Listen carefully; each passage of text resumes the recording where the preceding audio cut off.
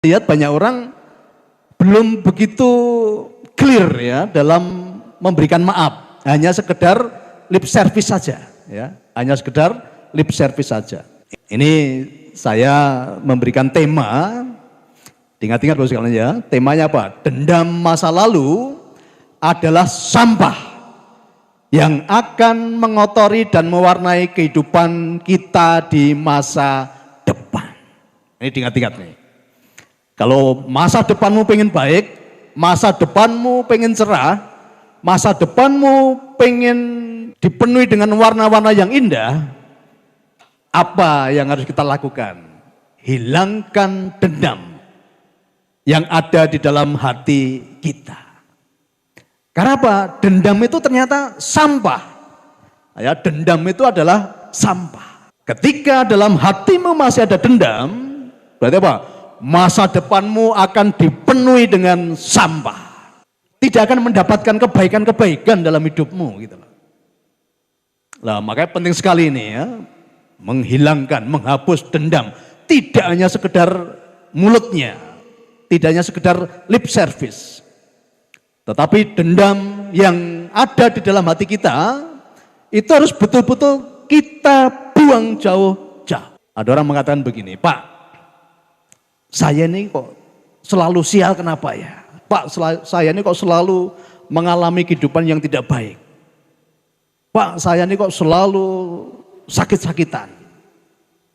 Nah, ternyata ujung-ujungnya Bapak sekalian ya, kalau kita cek, ternyata masih ada dendam di dalam hatinya. Maka kehidupannya, masa depannya dipenuhi dengan sampah. Tidak bisa melihat keindahan. Tidak bisa merasakan keindahan gitu loh. Kenapa? Sampahnya selalu dibawa kemana-mana. Dan banyak orang ternyata tidak sadar Bapak sekalian gitu ya. Jadi rasa dendam, sakit hati, ini banyak orang menyimpan, tetapi dia tidak tahu nyimpannya di mana gitu loh. Banyak orang tuh menyimpan rasa-rasa itu, tapi mereka tidak tahu nyimpannya di mana ya. Tetapi juga banyak orang pengen membuangnya, tetapi juga tidak tahu bagaimana cara membuangnya. Bersama dengan kami, nah kami lebih banyak apa? Mendampingi banyak orang untuk membersihkan sampah-sampah kehidupan tadi. Dan ternyata setelah sampah-sampah kehidupannya dibersihkan, dihilangkan, kehidupan berubah Bapak sekalian. Masa depannya menjadi cerah, masa depannya menjadi indah. Masa depannya dipenuhi dengan warna-warna kebahagiaan. Nah, jadi hari ini saya berharap pulang dari tempat ini kita nggak hanya bisa basa-basi, tapi betul-betul clear, ya, hati kita bersih, supaya warna kehidupan kita di masa depan menjadi sangat indah. Bapak Ibu yang saya cintai, apa itu dendam? Ya, apa itu dendam? Ini mesti kita harus clear dulu ya. Apa itu dendam? Dendam adalah rasa yang tinggal di dalam hati kita karena banyak harapan-harapan yang kita berikan kepada orang lain, harapan itu tidak terpenuhi. Ya. Orang itu menjadi dendam karena apa? Karena banyak harapan-harapan yang digantungkan di tempat orang lain dan ternyata harapannya tidak terpenuhi. Akhirnya orang itu kecewa dan kecewanya sangat berat, akhirnya apa? Menjadi dendam. Nah, ini sumbernya dipahami dulu nih ya. Kenapa banyak orang dendam, kenapa banyak orang benci, kenapa banyak orang hatinya tersakiti? Dimulai dari mana? Dimulai karena kita menggantungkan harapan-harapan kita kepada orang lain dan ternyata orang itu tidak bisa memenuhi harapan kita gitu loh. Itulah yang membuat apa? Sumber tadi. Sakit hati dan akhirnya menjadi dendam. Oke, contoh ya. Banyak pasangan itu terlalu berharap bahwa kebahagiaannya itu tergantung di pasangannya.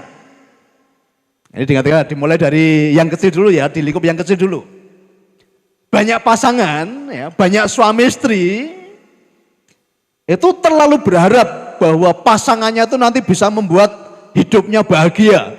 Pasangannya bisa membuat hatinya senang, pasangannya bisa membuat hatinya nyaman. Banyak orang terlalu berharap kepada pasangannya. Dan harapannya apa? Banyak sekali. Harus begini, harus begini, harus begini, harus begini. Nah, kami sebagai bapaknya banyak orang, ya. Ini ada Bu Niko di sini. Kami tidak terlalu banyak menuntut. Bu Niko nggak terlalu banyak menuntut ke saya, dan saya pun nggak terlalu banyak menuntut Bu Niko. Tetapi kami punya komitmen bahwa kami masing-masing harus saling. Jadi saya juga pengen membahagiakan Bu Niko pun berusaha sebaik mungkin membahagiakan saya. Jadi saya tidak menggantungkan kebahagiaan saya di tempat Bu Niko. Tapi Bu Niko pun juga tidak menggantungkan kebahagiaannya di tempat saya. Tetapi kami komitmen bagaimana kami saling membahagiakan. Justru Bapak Ibu sekalian, kebahagiaan saya itu ketika Bu Niko bahagia. Sama Bu Niko pun bahagia ketika melihat suaminya bahagia. Jadi pelajarannya di sini adalah kebahagiaan kita itu bukan ada di dalam diri kita. Tetapi kebahagiaan kita justru ketika kita bisa membahagiakan orang lain, termasuk pasangan kita. Nah, seringkali kan terbalik kan, kita menuntut pasangan kita untuk membahagiakan kita. Ini nggak akan tercapai nanti karena banyak orang terlalu banyak keinginan. Tetapi ketika kami sudah komitmen untuk saling membahagiakan. Jadi kebahagiaan saya ketika melihat Bu Niko bahagia. Sama halnya kebahagiaan Bu Niko ketika melihat saya bahagia. Nah, jadi bukan menuntut tapi menjadi pelaku. Jadilah pelaku-pelaku orang yang bisa membahagiakan orang lain. Dimulai dari mana? Dimulai dari yang terdekat dulu. Percuma kita membahagiakan orang lain tetapi orang-orang yang dekat dengan kamu tersakiti. Ini nggak ada gunanya ini. Ya, percuma tak bergun, ya, percuma tidak berguna. Jadi membangun kebahagiaan dimulai dari lingkup yang terdekat dulu. Lingkup yang kecil dulu. Nah, masing-masing seorang suami, ya, bagaimana kamu komitmen untuk membahagiakan istrimu. Seorang istri juga bagaimana komitmen untuk membahagiakan suamimu. Bukan menuntut, ya, tetapi masing-masing menjadi pelaku.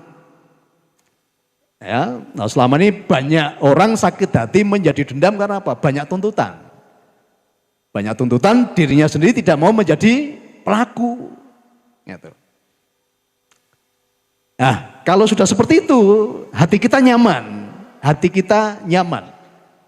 Tidak akan ada dendam, tidak akan ada sakit hati.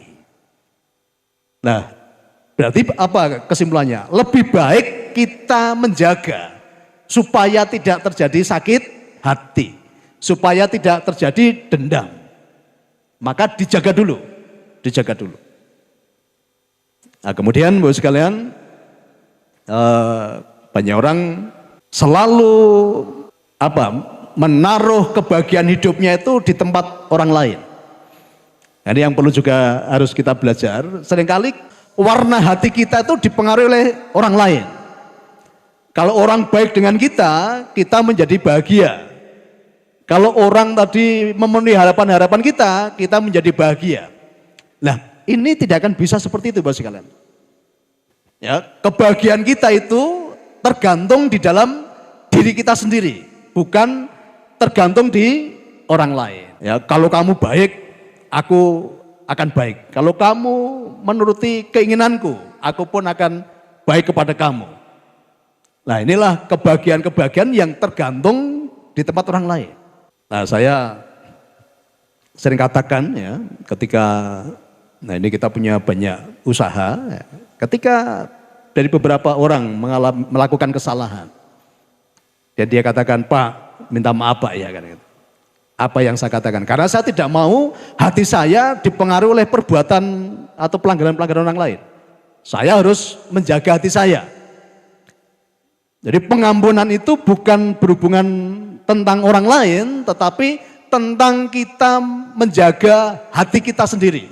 Maka apa saya katakan? Sebelum kamu minta maaf, aku sudah memaafkan. Nah, jadi Bapak Ibu, karena apa? Memaafkan, mengampuni itu tidak ada hubungannya dengan orang lain. Memaafkan, mengampuni itu lebih banyak ke bagaimana kita menjaga hati kita. Lah seringkali banyak orang apa? Pengen menghukum orang lain dengan tidak memaafkan. Pengen menghukum orang lain dengan cara membenci. Ya, banyak orang pengen menghukum orang lain dengan menaruh dendam. No, Bapak sekalian, justru yang terhukum adalah dirimu sendiri, bukan orang lain. Tapi selama ini banyak orang kan seperti itu ya, mendendam orang lain dengan maksud apa? Biar kapok, ya, tak benci, tak dendam kan gitu. Enggak, Bapak sekalian, Bapak Ibu sedang menghukum diri Anda sendiri, bukan orang lain gitu loh. Karena kalau Bapak Ibu menyimpan benci dan dendam tadi, Bapak Ibu sedang membawa sampah di dalam kehidupan. Dan sampah itu ternyata mewarnai kehidupan masa depan kita. Nah makanya tadi ya diingat-ingat ya, mengampuni itu tidak ada hubungannya dengan orang lain. Mengampuni lebih banyak urusannya dengan hati kita sendiri. Maka sebelum orang minta maaf pun saya apa? Saya sudah mengampuni. Artinya apa? Saya tidak mengizinkan hati saya itu menjadi tidak enak. Hanya gara-gara perbuatan orang yang tadi tidak menyenangkan hati saya. Karena kesenangan hati saya tergantung dari diri saya sendiri. Rasa nyaman hati saya tergantung dari diri saya sendiri. Maka saya katakan tidak ada satu orang pun yang bisa mencuri rasa damai di dalam hati saya. Ya, tidak ada seorang pun yang bisa mencuri rasa bahagia dan sukacita yang ada di dalam hati saya. Tapi seringkali banyak orang itu sangat mudah tadi ya, hatinya dipengaruhi oleh perbuatan orang lain. Hatinya lebih dipengaruhi oleh perlakuan orang lain. Ada beberapa orang yang kadang membenci orang lain padahal hanya karena persepsi. Menghakimi orang lain hanya karena persepsi. Nah ini rasa dendam, rasa benci itu adalah penghakiman sebetulnya. Penghakiman yang tidak dilakukan di ruang sidang. Ya, penghakiman yang dilakukan secara sembunyi-sembunyi. Jadi kalau Bapak Ibu membenci orang lain, ya, marah kepada orang lain, Bapak Ibu itu sedang apa? Sedang melakukan penghakiman sebetulnya. Penghakiman yang didasarkan apa? Persepsi. Dan tidak dilakukan di tempat yang terbuka. Tapi sayangnya penghakiman yang Bapak Ibu berikan, itu dampaknya bukan ke orang yang Bapak Ibu hakimi. Tapi dampaknya kepada Anda sendiri. Dampaknya justru kepada hakimnya, bukan kepada orang yang dihakimi. Ya, seringkali tadi diingat-ingat ya bahwa ketika kita membenci orang lain, ketika kita menaruh dendam orang lain, Bapak Ibu sudah bertindak seperti hakim. Menjadi hakim di dalam kehidupan. Tetapi parahnya apa? Dampaknya bukan kepada orang yang kita hakimi. Tapi dampaknya yang paling besar adalah untuk hakimnya tadi. Yang menanggung kepedihan justru kita sendiri. Coba kalau Bapak Ibu benci orang lain, kadang yang Bapak Ibu benci gak merasakan loh. Yang Bapak Ibu benci kadang bisa ketawa, hai. Tapi Bapak Ibu dengar namanya aja udah, wah hatinya apa? Ceduk. Udah gak enak toh? Padahal yang dibenci gak merasa gitu loh. Yang dibenci main kemana-mana, bahagia kan gitu. Nah justru hakimnya ketika melihat orang yang dibenci tadi semakin bahagia, hakimnya semakin menderita enggak? Semakin menderita gitu loh. Coba dicek yuk dalam kehidupan yuk.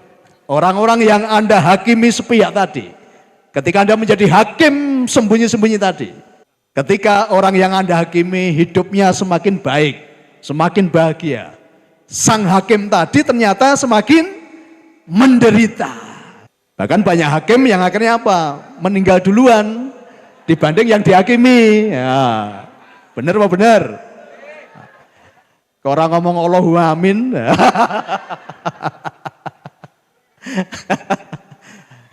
Oke ya, jadi ini ayo sadari dulu ya, nanti pulang dari sini bertobat. Yang suka jadi hakim tadi ya, hakim yang sembunyi-sembunyi. Hakim yang tidak melakukan pengadilan di tempat yang terbuka. Justru banyak hakim yang akhirnya menderita. Karena si hakim tadi tanpa disadari, dia sedang mengumpulkan sampah di dalam kehidupannya. Dan sampah itulah yang mewarnai perjalanan kehidupan di masa depan. Nah, dilus-lus ya, sing dadi hakim selama ini dilus-lus ya. Wes lerene olehmu dadi hakim gitu. Ternyata dadi hakim ki ra penak. Ternyata dadi hakim ki malah atiku lara dhewe kan itu kan. Nah sing ngayal ditegur ya. Tul, leren tul, dadi hakim tul. Nah, jadi dendam itu yang paling menderita adalah si pendendam. Bukan orang yang kita benci. Bukan orang yang kita rencanakan tadi ya, mau menghakimi orang, menyakiti orang dengan kita membencinya tadi. Wes gen kapok ya. Tak benci kan itu.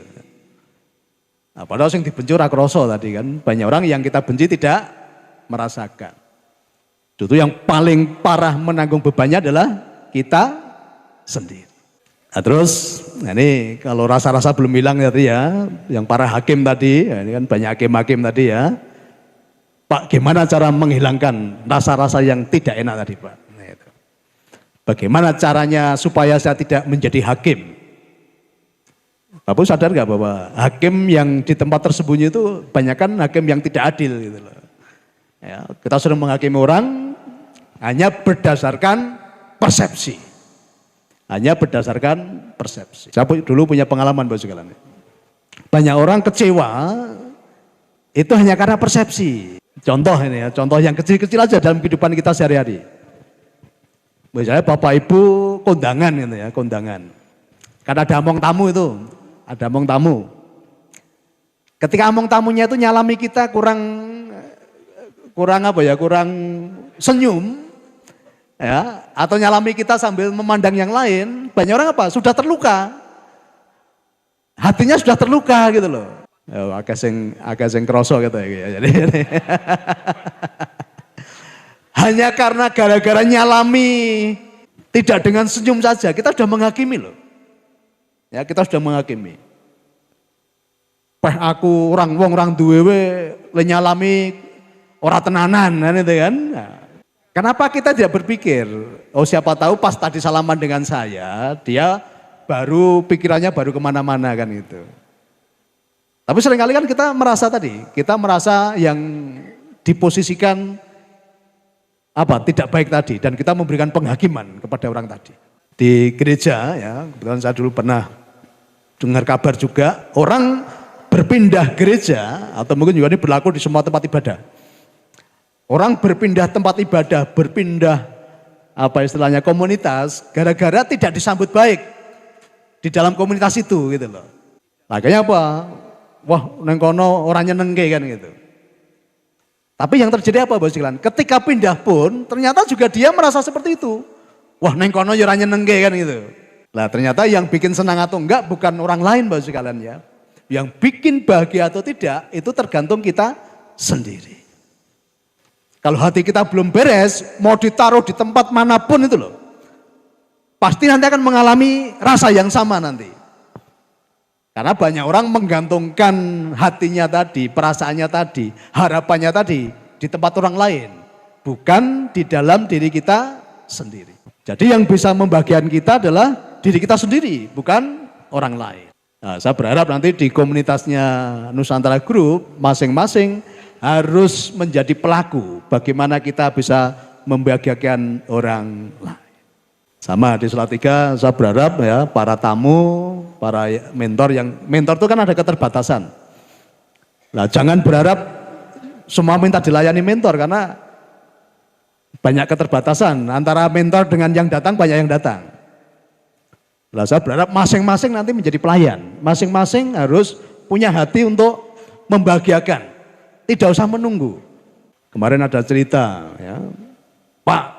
Itu si A itu tamunya yang sudah lama di sini, ya, gitu kan. Sering membuat kopi bawa ke kamar. Tapi setelah habis tidak dicuci, tidak dikembalikan ke dapur. Nah, Bu Niko sering kontrol ya. Bu Niko membersihkan, ngambil kopinya. Kemarin ngecek kamar, Pak, kamarnya Ya karena apa? Baunya, kalau baunya sudah nggak enak, langsung dibilang untuk dicuci, diganti spray, diganti urung bantalnya. Ya. Nah, Bu Niko kemarin kontrol, ngecek kamar semua, ternyata apa? Bau. Nah, nggak usah nunggu Bu Niko. Jadi masing-masing nanti ketika udah melihat apa yang tidak nyaman, yang kotor, masing-masing harus tadi saling membersihkan. Ya, itu rumah kita semuanya. Nggak usah nunggu perintah. Ya, gitu. Saling melayani. Kalau ada tadi yang minum bawa ke kamar tapi nggak dikembalikan, minimal ditegur dulu, ya, dinasihati. Habis minum dikembalikan ke tempatnya. Syukur-syukur mau nyuci, kalau enggak ya kembalikan ke tempatnya. Nah, masing-masing harus menjadi pelaku, pengen membahagiakan orang lain. Nah, nanti kalau sudah melakukan itu, hidup kita menjadi nyaman. Terus Bapak Ibu sekalian, gimana cara menghilangkan rasa-rasa yang tidak enak tadi? Ya, bagaimana cara menghilangkan rasa-rasa yang tidak enak lagi? Prakteknya begini Bapak Ibu sekalian ya. Jadi nanti kalau di dalam hatimu masih ada orang yang kamu anggap menyakiti ya. Kalau di dalam hatimu masih ada pribadi yang kamu anggap pernah mengambil hakmu, menyakiti hatimu. Coba kalau masih ada fotonya, ya, kalau masih ada fotonya, nanti pandangi fotonya. Pandangi fotonya. Ya, mantanmu atau siapapun pokoknya ya. Jadi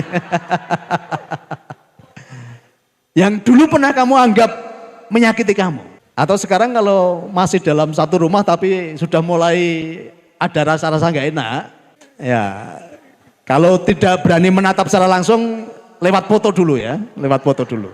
Kalau bisa langsung itu lebih bagus, tapi kalau belum berani minimal lewat fotonya dulu.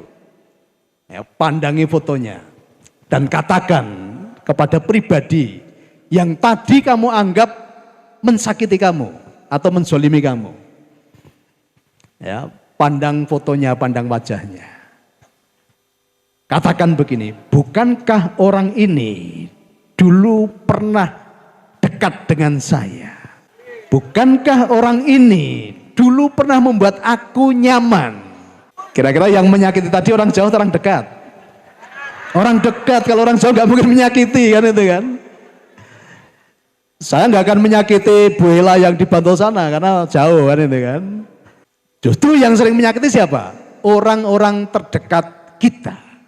Orang-orang yang pernah dekat dengan kita. Maka sekarang ya, kalau belum berani ketemu langsung atau belum berani natap langsung orangnya, melalui fotonya dulu. Ya, pandangi fotonya. Terima kasih untuk pribadi ini yang dulu pernah membuat aku nyaman. Terima kasih untuk pribadi ini yang dulu sangat dekat dengan aku. Dan aku pernah dibuat nyaman bersama dia. I love you, muah muah muah gitu ya.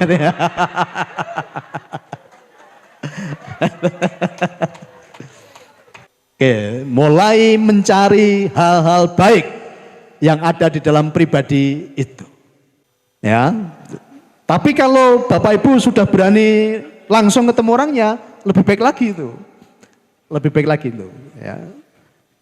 Kalau masih satu rumah ya, mulai temui, peluk, terima kasih untuk kenyamanan yang selama ini sudah engkau berikan kepadaku. Dan aku mau juga membuat nyaman hatimu. Aku akan balas semua kebaikan-kebaikanmu saat ini. Aku akan menjadi pribadi yang siap melayani kamu. Ya, kira-kira situ neson rana ya.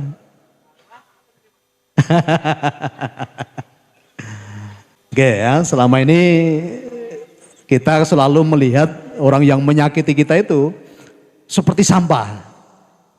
Karena apa? Karena hati kita dipenuhi dengan sampah. Ini dieling-eling ya, diingat-ingat ya.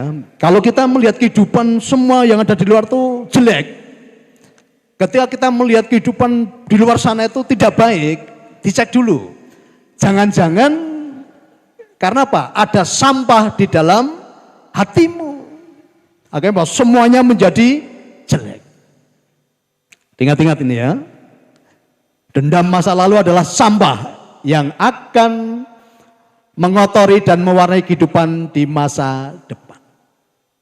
Jadi kalau orang itu selalu melihat hal yang buruk di dalam kehidupannya, maka dicek dulu. Jangan-jangan di dalam hatinya penuh dengan sampah. Maka caranya bagaimana ketika ada orang ngomong kasar, ngomong menyakitkan, perilakunya tidak baik. Saya tidak pernah terpengaruh dengan itu Bapak sekalian. Kenapa saya katakan? Oh, orang itu ternyata sedang mengeluarkan kotoran dari dalam hidupnya. Ingat-ingat ya, ketika ada orang ngomong kasar, ngomong pahit, ngomong celekit, sadari dulu bahwa orang itu sedang mengeluarkan kotoran dari dalam hidupnya, dari dalam hatinya. Berarti yang bermasalah kita atau orang itu? Orang itu, karena dia sedang mengeluarkan kotoran yang ada di dalam hatinya. Terus kenapa kok Bapak Ibu bisa sakit hati, bisa tersinggung, bisa marah? Karena Bapak Ibu memungut kotoran yang sedang dikeluarkan oleh orang tadi. Sadari dulu ya. Kenapa kita menjadi sakit hati, menjadi ikut tersinggung, ikut marah? Karena Bapak Ibu ikut memungut kotoran yang sedang dikeluarkan oleh orang tadi. Maka sadari dulu ya, ketika ada orang suka marah-marah, omongannya pahit, perilakunya nganyel ke. Ingat-ingat, orang itu sedang membuang kotoran. Bapak Ibu mau pungut gak? Tenane. Ya, ini sering dipunguti toh? Oh, kemarin sering dipunguti, wah, lorong hati aku Pak. Nah, itu salahmu. Orang buang kotoran kamu ikut memungutnya, gitu loh. Nah, maka justru ketika ada orang ngomongnya kasar, ngomongnya jelekit, ngomongannya menyakitkan, justru sikap kita adalah apa? Mesake, gitu loh. Mesake ya wong kuwi ya, gitu loh. Kasihan orang itu karena dia sedang mengeluarkan kotoran dari dalam hatinya. Orang kok malu memungut, salahmu dewe toh, sering ngambil kotorannya orang, akhirnya apa? Hidupmu diwarnai dengan sampah. Mumet dewe akhirnya kan itu, pusing sendiri. Maka sekarang dirubah ya, dirubah. Ketika ada orang ngomong kasar, celekit, kita ampuni mereka, kita kasihani mereka. Kita kasihani mereka. Karena apa yang keluar dari mulut, itu adalah cerminan dari hati. Ini penting ini ya. Apa yang keluar dari mulut seseorang itu adalah cerminan dari hati. Kalau mulutnya suka ngomong kasar, mulutnya suka berucap yang buruk, itu dia sedang mengeluarkan isi hatinya. Mulut jadi dipungut ya. Nah, gimana caranya Pak supaya saya nyaman? Ya rasa dipungut. Kalau Bapak Ibu tidak memungut, orang itu nanti akan makan kotorannya sendiri. Tambah stres loh orangnya. Tetapi kalau kita ikut memungut, orang itu senang gitu loh. Ingat-ingat ini ya, kalau ada orang yang ngomong kasar, perilakunya tidak baik, kita respon, orang itu kira-kira semakin senang enggak? Semakin senang, karena apa? Kotoran kono sing melu nyonggo, kotoran kono sing melu jupuk kan gitu.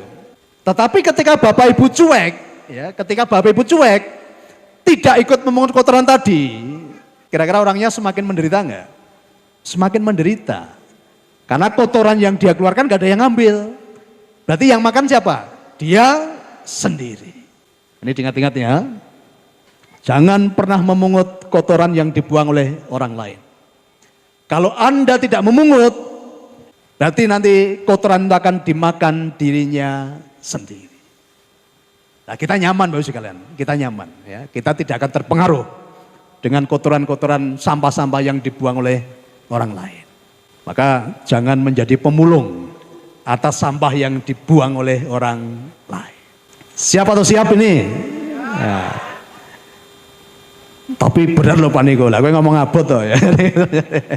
Pak siap, saya pulang dari sini. Saya mau menjadi orang-orang yang clear. yang tidak mau memungut kotoran yang dibuang oleh orang lain. Nah, makanya untuk merubah suasana tadi ya, supaya dari seorang pendendam menjadi seorang pemaaf, dari seorang pendendam menjadi orang yang penuh dengan kasih. Sekarang lakukan tadi ya, orang-orang yang dulu pernah bersama dengan kamu, yang saat ini mungkin menyakiti kamu, pandangi fotonya. Ya, katakan terima kasih untuk pribadi ini yang dulu pernah membuat aku nyaman. Terima kasih untuk pribadi ini yang pernah singgah di dalam hidupku. Dan aku menjadi kuat karena dia. Kalau pribadi tadi ternyata waktu itu ya, ketika Bapak Ibu belum tahu pelajaran ini, pernah menyakiti hatimu. Saya mau kasih bocoran ini ya, saya mau kasih bocoran. Bapak sekalian, ketika hatimu pernah disakiti, saat ini Bapak Ibu harus bersyukur. Ternyata pohon itu untuk menjadi besar dan berbuah lebat, ternyata perlu disakiti Bapak sekalian. Perlu dilukai dulu. Ya, pohon itu untuk menjadi besar dan berbuah lebat, ternyata pohon itu kadang perlu dilukai dulu. Mas sekarang tinggal katakan ya, nanti kalau ada fotonya diambil lagi fotonya. Terima kasih Tuhan untuk pribadi yang sudah pernah bersama aku dan menorehkan luka di dalam hatiku. Karena ternyata luka yang ditorehkan ini membuat aku menjadi pohon yang besar. Membuat aku bertumbuh menjadi besar dan menghasilkan buah. Sehingga buahku bisa bermanfaat bagi banyak orang. Nah, masih sakit hati enggak sekarang? Ya.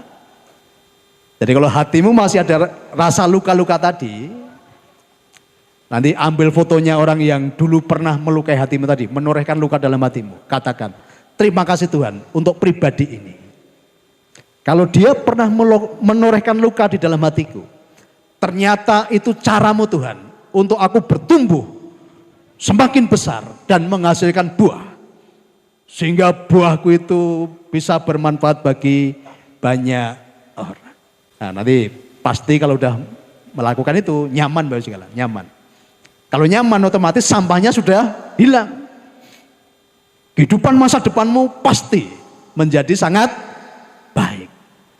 Karena kita sudah tidak lagi mewarnai kehidupan kita dengan sampah-sampah kehidupan tadi. Oke ya, berarti ternyata tidak ada pribadi yang tidak berguna dalam hidup kita. Ternyata tidak ada pribadi yang tidak bermanfaat dalam hidup kita. Orang yang pernah menorehkan luka pun ternyata itu ada manfaatnya untuk kita. Ya, jangan dikira saya dengan Bu Niko itu nggak pernah ada yang menorehkan luka dulu. Banyak yang menorehkan luka.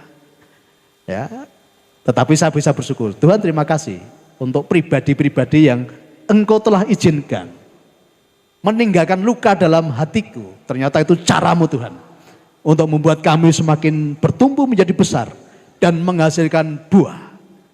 Sehingga buahnya bisa dirasakan bermanfaat bagi banyak orang. Ya, saya sering cerita ya, Bu Niko dulu pernah diunai-unai ke wong neng pasar gitu ya. Jadi, saya mendengar aja saya nggak kuat dulu. Waktu itu mau balas saya. Wah, bojoku disakiti kan itu. Saya sebagai seorang laki-laki pengen balas. Dan saya sangat bisa untuk membalas. Nah, ini pelajaran lagi nih ya, pelajaran lagi ya. Orang itu disebut kuat. Nah, ini selama ini banyak orang kan salah persepsi. Kalau kuat itu bisa membalas, bisa melawan, bisa membuat orang lain menjadi susah hidupnya. No, bukan itu. Orang itu disebut kuat ketika punya kemampuan untuk membalas.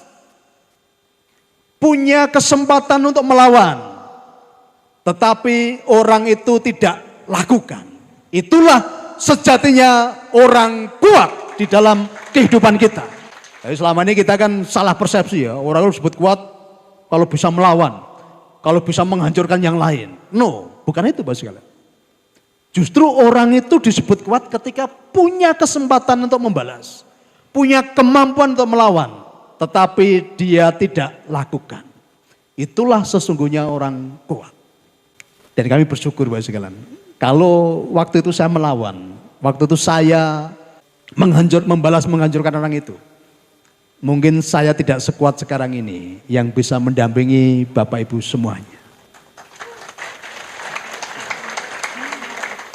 Jadi kalau saat ini kami kuat karena kami sudah banyak ya luka-luka yang ditorehkan di dalam hidup kami. Tetapi kami bersyukur karena dengan luka itu ternyata membuat hidup kami semakin bertumbuh, berkembang dan menghasilkan buah. Buahnya bisa dirasakan oleh banyak orang. Ya, jadi ayo latihan menjadi orang kuat yang tidak perlu membalas apa yang orang lain pernah lakukan kepada kita. Nah, kalau kita membalas Bapak sekalian, ya tadi hukumnya gini. Kalau kita disakiti orang, kemudian kita membalas, pertama Pak, Tuhan katakan apa? Yaudah, impas, bakbuk. Artinya campur tangan Tuhan sudah nggak ada dalam hidup kita nanti. Kita disakiti, kemudian kita membalas. Bakbuk nggak? Bakbuk, impas. Nanti campur tangan Tuhan nggak ada dalam hidupmu. Yang kedua, kalau kita disakiti dan kita membalas, berarti level kita sama dengan orang yang tadi menyakiti kita. Oh, berarti levelmu podo sama orang itu. Nah, justru ketika kita tidak membalas, Tuhan naikkan level kita. Kamu lulus nggak ya? Kamu naik kelas. Nah, seringkali kita terpancing tadi untuk membalas tadi. Nah, kalau membalas, impas, bakbuk. Tuhan tidak lagi campur tangan dalam hidup kita. Dan kita tidak akan naik level. Berarti level kita cuma sama dengan orang yang menyakiti kita saat tadi kan itu. Nah, saya berharap ya semua yang hadir pada siang hari ini dan seluruh keluarga Nusantara Group, jadilah pribadi-pribadi yang kuat. Dan ternyata disebut kuat karena kita tidak membalas. Walaupun kita punya kemampuan untuk membalas. Kalau kita kuat, kita bisa menjadi berkah bagi orang lain, bagi banyak orang. Tapi kalau dirimu belum kuat, masih suka membalas, masih suka justru melawan orang lain, tidak akan pernah menjadi pribadi yang kuat di dalam hidupmu. Oke, jadi ternyata semua pribadi, semua orang punya manfaat di dalam hidup kita. Termasuk yang tadi apa? Menyakiti, menorehkan luka di dalam hatimu. Ternyata itu pun punya manfaat. Maka yang saya ajarkan apa? Tuhan, yang ini pun baik buat saya. Jadi apapun yang pernah singgah dalam hidupmu, jadi tinggal katakan apa? Tuhan, yang ini pun baik buat saya. Apapun bentuknya itu, apapun bentuknya. Yang bentuknya menyakiti, yang bentuknya apa istilahnya merugikan, yang bentuknya sedang tidak baik. Tinggal kita rubah, Tuhan yang ini pun baik buat saya. Kemudian Tuhan jawab apa? Ya, aku tergantung persangkaanmu, ya. Aku tergantung prasangkamu. Kalau kamu berprasangka ini baik, pasti aku akan ubah ini pun menjadi kebaikan. Tuhan katakan, aku tergantung imanmu. Kalau imanmu mengatakan ini baik, aku pun sanggup mengubahkan ini menjadi suatu kebaikan. Maka hukumnya begini Bapak sekalian ya. Manusia boleh mereka-rekakan sesuatu yang jahat buat kita. Jadi ingat-ingat ya. Manusia boleh mereka-rekakan yang jahat buat kita. Tetapi Tuhan kita sanggup mengubahkan itu menjadi suatu kebaikan. Oke, kita tidak bisa mencegah diri kita tidak bisa mencegah sesuatu yang tidak baik datang dalam hidup kita. Tetapi Tuhan kita sanggup mengubahkan itu menjadi suatu kebaikan. Ya, manusia boleh mereka-rekakan hal yang buruk, hal yang jahat buat kita, tetapi Tuhan sanggup mengubahkan itu menjadi suatu kebaikan. Kalau sudah punya iman seperti itu, kira-kira kita perlu khawatir enggak? Enggak. Kita perlu benci ke orang lain enggak? Enggak. Karena apa? Tuhan sanggup mengubahkan itu menjadi kebaikan di dalam hidup kita. Maka apapun yang datang dari luar tidak akan mempengaruhi kehidupanmu. Tapi lebih penting adalah apa yang ada di dalammu, itu jauh lebih penting. Karena yang dari luar kita tidak bisa mencegah. Yang dari luar kita tidak bisa menghalau. Tetapi respon kita, apa yang di dalam inilah yang akan mengubahkan semuanya. Yang datang kelihatan buruk, kita sanggup mengubahkan. Itu pun menjadi kebaikan di dalam kehidupan kita. Nah, itulah pribadi-pribadi yang sudah tercerahkan dan mengalami kesadaran, Bapak sekalian. Mengalami kesadaran. Maka mulai hari ini rasa-rasa yang tidak enak dalam hatimu, rasa-rasa yang membuat hidupmu tidak nyaman, buang jauh-jauh. Karena itu adalah sampah. Jangan kotori masa depanmu dengan sampah-sampah yang tidak berguna tadi. Tapi mari kita buat masa depan yang penuh dengan warna-warna yang indah. Warna-warna kebahagiaan, warna-warna keberlimpahan, warna-warna kebermanfaatan. Dengan membersihkan sampah-sampah kehidupan yang ada di dalam hati kita.